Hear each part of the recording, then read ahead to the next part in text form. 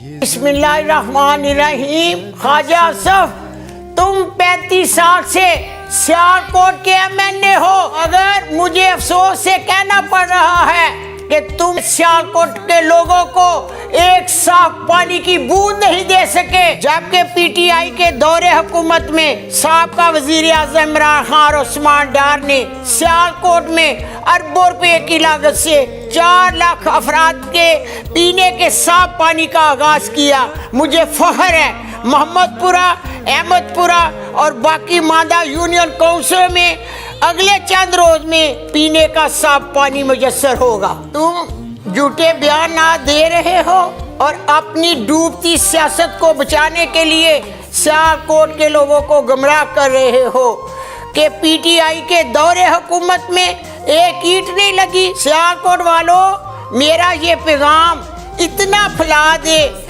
इस झूठे शख्स तक पहुंच सके।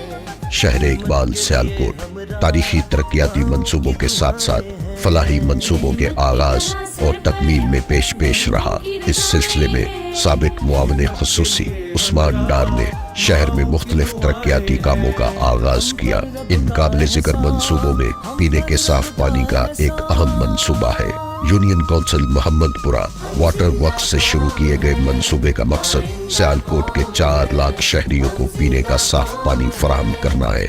उस्मान डार की स्ट्रेटेजिक मंसूबाबंदी और अज़्म से मंसूबा न सिर्फ शुरू किया गया बल्कि मुकर्ररा मुद्दत में मुकम्मल भी किया जाएगा, जिससे रहायशियों की जिंदगियों पर मुस्बत असरात मुरतब होंगे। सियालकोट को तामीर और तरक्की के इस सफर पे गामजन रखने के लिए 8 फरवरी को NA 71 में बेबी कार्ड पर मोहर लगाकर रेहाना डार को कामयाब करवाएं, ताकि तरक्की का ये सिलसिला जारी रहे।